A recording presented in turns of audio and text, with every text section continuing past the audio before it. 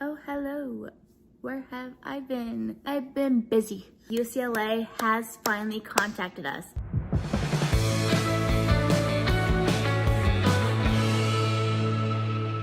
Hey guys, it's So. Welcome back to my channel today. A lot has happened in the last, 6 months? I have huge news. Dun dun dun. If you've been following my channel, you know that I am in basically like the run for a possible liver and heart transplant. The last thing you guys heard was that I went to Houston, I got tested to see if I was able to get both a heart and liver transplant.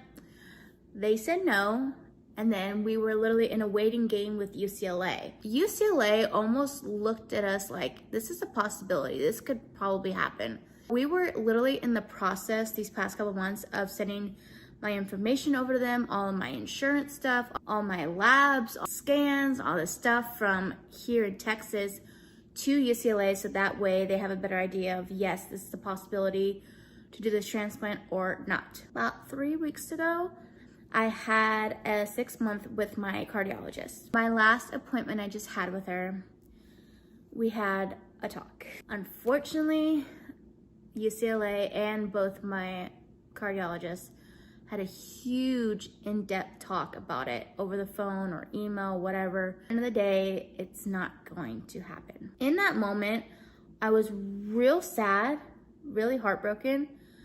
But here's the thing, even if I were to get that transplant, I would have been probably a nervous wreck. Transplants are not that easy. With my anatomy, it was gonna be difficult. I already knew that from day one. When she told me that UCLA rejected me, I was kind of relieved. I'm more relieved on how I won't have to worry if my body's gonna reject the heart and the liver. I would have to take multiple medications just to get my body to accept the organs. Really wasn't looking forward to that. I mean, I know I take a lot of medications now, which I'm not a huge fan of, but they do help me. But I just didn't want to focus on just constantly being on medication just to stay alive. I mean, I know that I'm doing that now, but at the same time, I didn't want to have to think about, is my body gonna reject these two vital organs? I would have been super stressed if I were to go through with it. For me, it was good news that it wasn't gonna happen.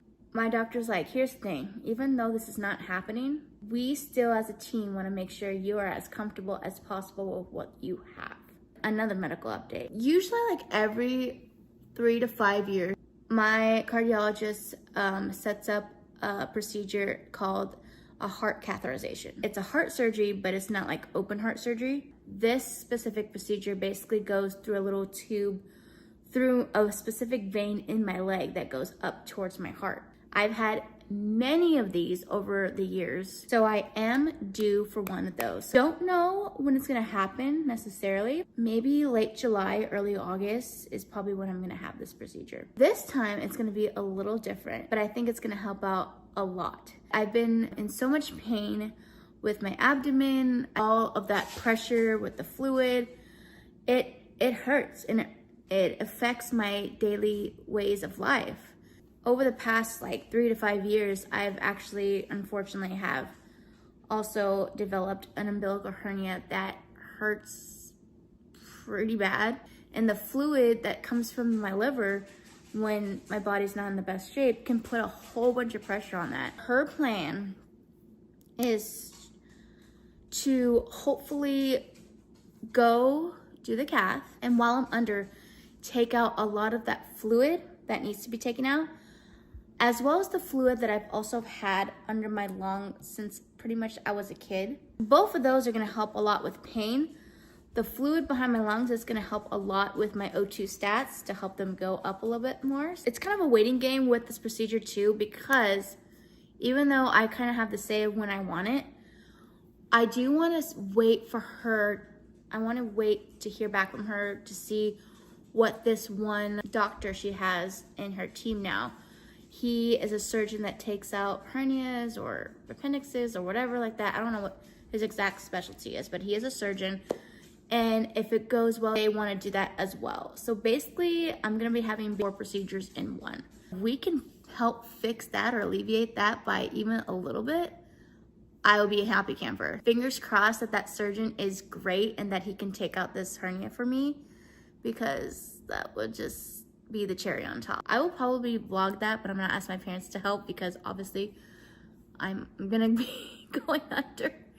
But I do want to take you guys on a typical surgery that I usually go on, but this one's a little bit different. So am I nervous? Yeah. If all goes well, that's what's gonna happen later summer, early fall. So that is the big medical update. No transplant, but we still have faith in God that he has my best interest and my doctors have my best interest. I'm very happy with the situation. I was kind of sad at first because, again, giving me all the options of possibly having a transplant and then saying no, it was kind of devastating. But at the same time, I'm like, I don't have to be stressed about worrying if I'm gonna survive the aftermath. So I feel so much better knowing that I won't have a transplant. You never know what's gonna happen in the future. Maybe something, because technology can change a lot in the medical field. It's a no for right now, but it doesn't mean it's a no forever. But again, we will see. Another reason why I've been so busy is because I couldn't really post anything at all, because recently, I can now talk about it. But recently, my dad, my family, and I were on Wheel of Fortune.